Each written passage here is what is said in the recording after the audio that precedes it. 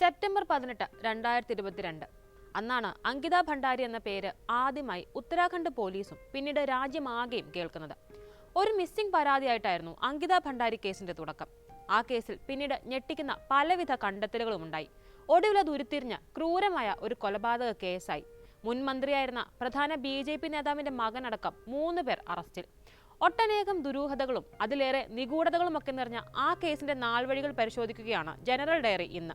സ്വാഗതം.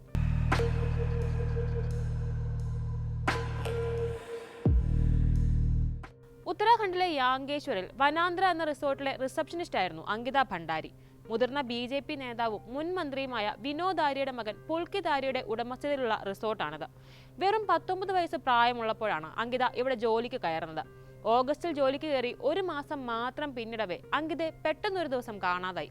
ഒരു ഗ്രാമപ്രദേശമാണ് സംഭവം നടക്കുന്ന യാങ്കേശ്വർ. അവിടെ ക്രമസമാധാന ചുമതല പട്വാരി എന്നൊക്കെ അറിയപ്പെടുന്ന വില്ലേജ് ഓഫീസർ പദവിയിലുള്ള ഉദ്യോഗസ്ഥനാകും. FIR അടക്കം ഇവരാണ് രജിസ്റ്റർ ചെയ്യുക.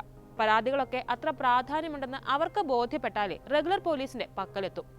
അങ്കിതയുടെ കേസിൽ ഇത് വലിയൊരു തിരിച്ചടിയായിരുന്നു. സെപ്റ്റംബർ 18 കുട്ടിയെ കാണാതാവുന്നത്. കേസ് അത്ര കാര്യമായി എടുക്കാൻ തുടക്കത്തിൽ പട്വാരി തയ്യാറായതേയില്ല. എന്തിന്, കുട്ടിയെ കാണാനില്ലെന്ന പരാതി രജിസ്റ്റർ പോലും ചെയ്യാതെ അയാൾ ലീവിൽ പോയി. റെഗുലർ പോലീസിന് കേസ് കൈമാറേണ്ടതില്ല എന്ന നിലപാടിൽ 3 ദിവസമാണ് ഭരണകൂടം ഉഴപ്പിയത്. പിന്നീട് അങ്കിതയുടെ കുടുംബത്തിന്റെയും നാട്ടുകാരുടെയും ഒക്കെ പരാതിയിൽ കേസ് 3-ാം ദിവസം റെഗുലർ പോലീസിന് കൈമാറി. പക്ഷേ അപ്പോഴേക്കും സംഭവിക്കാനുള്ളതൊക്കെ സംഭവിച്ചു കഴിഞ്ഞിരുന്നു. പോലീസ് കേസ് അന്വേഷണം തുടങ്ങിയതിന്റെ 3-ാം നാൾ, അതായത് സെപ്റ്റംബർ 24 പ്രദേശത്തുള്ള ചീല കനാലിൽ നിന്ന് അങ്കിതയുടെ മൃതദേഹം കിട്ടി. ഋഷികേശ് എയിംസിൽ പോസ്റ്റ്മോർട്ടം ചെയ്ത ബോഡിയുടെ റിസൾട്ട് വന്നതും കേസിന്റെ ഗതി അപ്പാടെ മാറി. ശരീരത്തിൽ ബലപ്രയോഗം നടന്നതിന്റെ ലക്ഷണങ്ങൾ. മരണകാരണം ശ്വാസകോശത്തിൽ വെള്ളം കയറി. അതായത് അങ്കിതയെ ആരോ മനഃപൂർവ്വം വെള്ളത്തിൽ തള്ളിയിട്ട് കൊന്നിരിക്കുന്നു.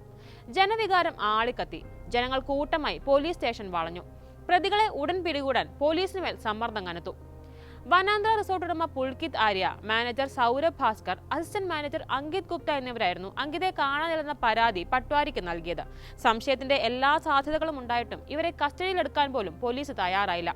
പിന്നീട് ജനരോഷം കനത്തപ്പോഴാണ് പോലീസ് പുൽകിതിനെയും മറ്റ് 2 പേരെയും അറസ്റ്റ് ചെയ്യുന്നത്. മൊഴികളും തെളിവുകളും കൂട്ടിയോജിപ്പിക്കുക എന്ന ജോലി മാത്രമായിരുന്നു പിന്നീട് പോലീസിന് ചെയ്യാനുണ്ടായിരുന്നത്. സെപ്റ്റംബർ 18 രാത്രി അങ്കിതയും പ്രതികളും തമ്മിൽ തർക്കമുണ്ടായി എന്നാണ് പോലീസ് കണ്ടെത്തിയത്.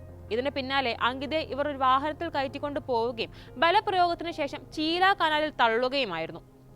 ഈ സമയം കൊണ്ട് റിസോർട്ടിൽ അങ്കിത അനുഭവിച്ച പല ദുരനുഭവങ്ങളുടെയും കഥകൾ പുറത്തെത്തിയിരുന്നു. റിസോർട്ടിലെത്തുന്ന VIP-കൾക്ക് വേശ്യാവൃത്തി ചെയ്യാൻ പുൽകിത് ഉൾപ്പെടുന്ന റിസോർട്ട് മാനേജ്മെന്റ് അങ്കിതയെ നിർബന്ധിച്ചു എന്നതായിരുന്നു ഇതിൽ ഏറ്റവും ഞെട്ടിക്കുന്നത്.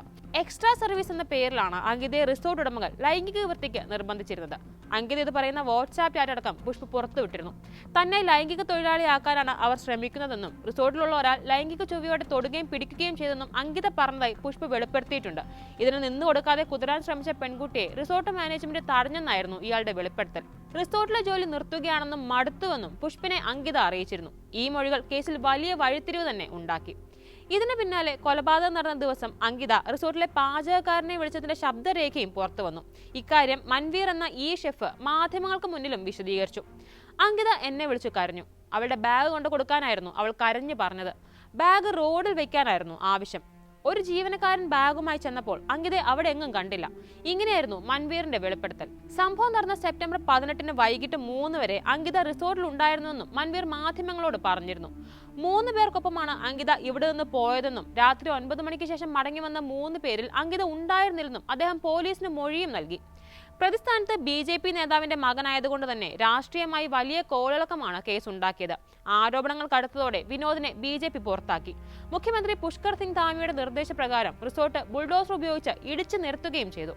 എന്നിട്ടും മകനെ രക്ഷിക്കാൻ സകല അഭ്യാസവും പയറ്റി വിനോദ്. പുൽകിതിനും അങ്കിതയ്ക്കും നീതി കിട്ടണം എന്ന ഇയാളുടെ പ്രസ്താവനയൊക്കെ വലിയ വിവാദമാണ് അന്നുണ്ടാക്കിയത്. ഏറെ വിമർശനങ്ങൾക്കൊടുവിൽ 90 ദിവസങ്ങൾക്ക് ശേഷം 500 പേജിന്റെ കുറ്റപത്രം പ്രത്യേക അന്വേഷണ സംഘം കോടതിയിൽ സമർപ്പിച്ചു.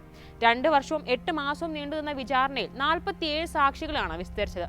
ഒടുവിൽ ഇക്കഴിഞ്ഞ മെയ്യിൽ പുൽകിത് ഉൾപ്പെടെ 3 പ്രതികൾക്കും കോട്ട്വാറിലെ അഡീഷണൽ ജില്ലാ സെഷൻസ് കോടതി ജീവപര്യന്തം ശിക്ഷ വിധിച്ചു. പക്ഷെ മകൾ നേരിട്ട ക്രൂരതകൾക്ക് ആ ശിക്ഷ കുറഞ്ഞു പോയെന്ന പരാതിയുണ്ട് അങ്കിതയുടെ മാതാപിതാക്കൾക്ക്. ഇനിയൊരു കുട്ടിയോട് ഇത്തരം പ്രവർത്തികൾ ചെയ്യും മുൻപ് 1000 വട്ടം ആലോചിക്കാൻ പ്രേരിപ്പിക്കുന്ന തരത്തിൽ ശിക്ഷ വേണമെന്നായിരുന്നു അവരുടെ പ്രതികരണം.